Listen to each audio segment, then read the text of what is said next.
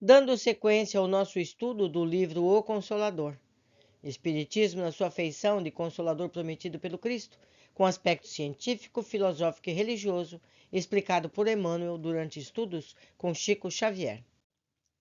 Prática. Os itens serão: sessão espírita, métodos, os dirigentes e os médiuns, agrupamento sem médiuns, determinação de programa doutrinário, os estudiosos que não desejam a evangelização íntima, no trabalho de doutrinação, identificação das entidades que se comunicam, dever do espírita ante a criatura amada que parte para o além, queixas do que procuram o espiritismo sem intenção séria. Questão 372. Como deveremos entender a sessão espírita? Resposta. A sessão espírita deveria ser, em toda parte, uma cópia fiel do cenáculo fraterno, simples e humilde no Tiberíades, onde o Evangelho do Senhor fosse refletido em espírito e verdade, sem qualquer convenção do mundo, de modo que, entrelaçados todos os pensamentos na mesma finalidade amorosa e sincera, pudesse a Assembleia constituir aquela reunião de 2 ou mais corações em nome do Cristo, onde o esforço dos discípulos será sempre santificado pela presença do seu amor. Questão 373. Como deve ser conduzida uma sessão espírita de sua abertura ao encerramento? Resposta. Nesse sentido, há de se considerar a excelência da codificação kardeciana. Contudo, será sempre útil a lembrança de que as reuniões doutrinárias devem observar o máximo de simplicidade, como as assembleias humildes e sinceras do cristianismo primitivo, abstendo-se de qualquer expressão que apele mais para os sentidos materiais do que para a alma profunda, a grande e esquecida de todos os tempos da humanidade. Questão 374. Nas sessões, os dirigentes e os médios têm uma tarefa definida e diferente entre si? Resposta.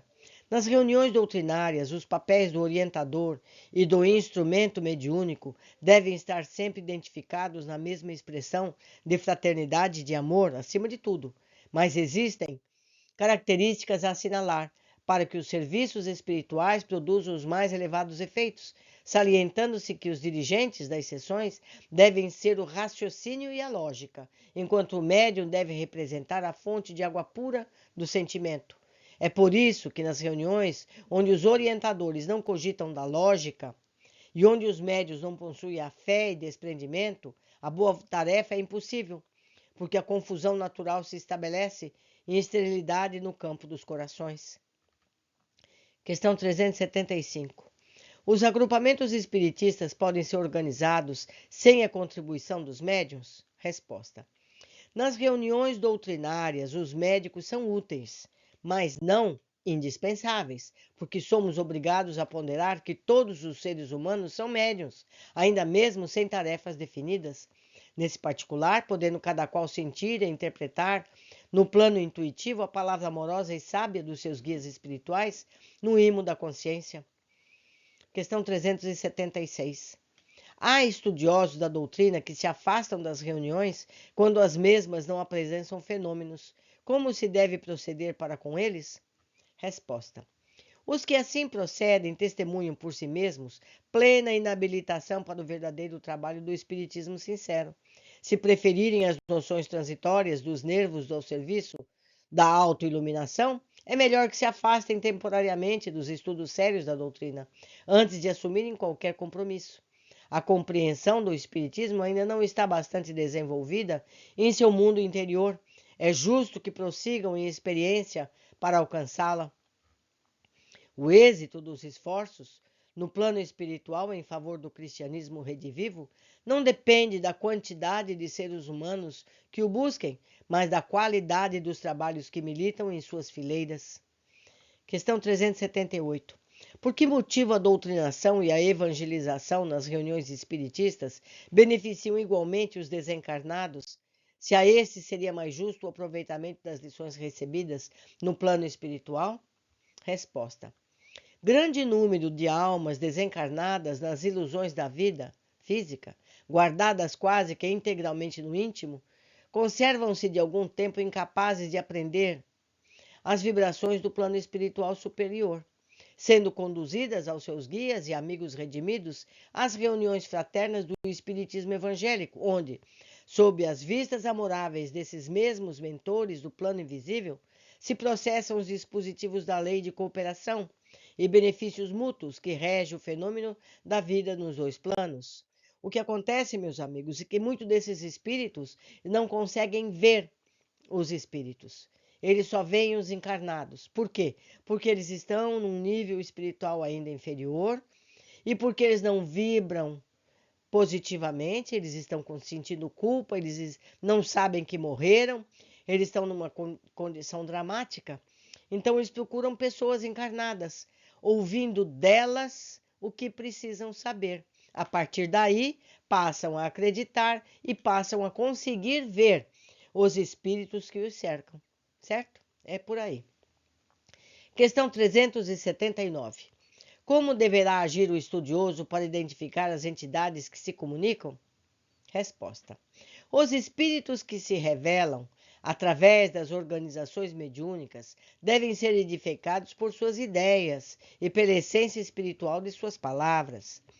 Determinados médiuns com tarefas especializadas podem ser auxiliares preciosos à identificação pessoal, seja no fenômeno literário, nas equações da ciência ou satisfazendo certos requisitos da investigação. Todavia, não é essa a regra geral, salientando-se que as entidades espirituais, muitas vezes, não encontram senão um material deficiente que as obriga tão só indispensável no que se refere à comunicação. Por isso que os médiuns precisam estudar, para que eles tenham conteúdo para que os espíritos de ciência possam se comunicar. Devemos entender, contudo, que a linguagem do espírito é universal, pelos fios invisíveis do pensamento, o que, aliás, não invalida a necessidade de um estudo atento acerca de todas as ideias lançadas nas mensagens, guardando-se muito cuidado no capítulo dos nomes ilustres que, porventura, as subscrevem. Nas manifestações de toda a natureza, porém, o crente ou estudioso do problema da identificação não pode dispensar aquele sentido espiritual de observação que lhe falará sempre no imo da consciência. Vale aqui, meus amigos, a dizer que geralmente um espírito elevado não assina. Ele só se assina para aquele médium já consagrado, reconhecido, que sabe o que está fazendo. Por quê? Para evitar, primeiro, a vaidade do médium, segundo, que ele seja desacreditado e assim ser atacado pelos seus companheiros de trabalho. Então, o que importa é a mensagem e não a assinatura do espírito. Questão 380. É justo que o espírita, depois de sofrer pela morte e a separação de um ente amado, provoque a comunicação dele nas sessões medianímicas? Resposta. O espírita sincero deve buscar o conforto moral, em tais casos, na própria fé que lhe edificar intimamente o coração. Não é justo provocar ou forçar a comunicação com esse ou aquele desencarnado, além de não conhecerdes as possibilidades da sua nova condição na esfera espiritual. Deveis atender ao problema dos vossos méritos. O ser humano que desejar isso ou aquilo, mas há uma providência que dispõe sobre o assunto, examinando o mérito de quem pede e a utilidade da concessão. Qualquer comunicado com o invisível deve ser espontâneo e o espiritista cristão deve encontrar na sua fé o mais alto recurso de cessação do egoísmo humano, ponderando quanto à necessidade de repouso daqueles a quem amou, esperando que a palavra direta, como julguem os mentores espirituais conveniente e oportuna. Meus amigos, a pessoa que passa para o plano espiritual vai primeiro se reequilibrar, geralmente vai a um hospital. Isso leva meses, leva muito tempo. Vamos deixar que os nossos seres queridos se equilibrem para que, se for oportuno, se comuniquem, não é? Mesmo porque nós, espíritas verdadeiramente estudiosos, sabemos que podemos encontrar a todos durante o nosso sono. Mesmo que não se lembrem, nós podemos nos encontrar e saciar a nossa saudade. Questão 381. Muita gente procura o espiritismo queixando-se de perseguições do invisível. Os que reclamam contra essas perturbações estão, de algum modo, abandonados por seus guias espirituais? Resposta: a proteção da providência divina estende-se a todas as criaturas. A perseguição de entidades sofredoras e perturbadas justifica-se no quadro das provações redentoras, mas os que reclamam contra o assédio das forças inferiores, dos planos adstritos ao orbe terrestre, devem consultar o próprio coração antes de formularem as suas queixas, de modo a observar se o espírito perturbador não está neles mesmos. Há obsessores terríveis do ser humano, denominados orgulho, vaidade, preguiça, avareza, ignorância, má vontade, e convém examinar se não é a vítima dessas energias perversoras que muitas vezes habitam o coração da criatura, enceguecendo-a na compreensão da luz de Deus. Contra esses elementos destruidores, faz-se preciso um novo gênero de preces, que se constitui de trabalho, fé, esforço e boa vontade. E eu ainda complemento, porque esses maus hábitos atraem espíritos com esses maus hábitos. Aí a gente passa a ter o problema redobrado. Então aí entra o orar e vigiar. Vamos vigiar o nosso coração, vamos vigiar o nosso comportamento antes de acusar um espírito de estar nos incomodando. Por hoje é só. Aguardo vocês na sequência de nossos estudos.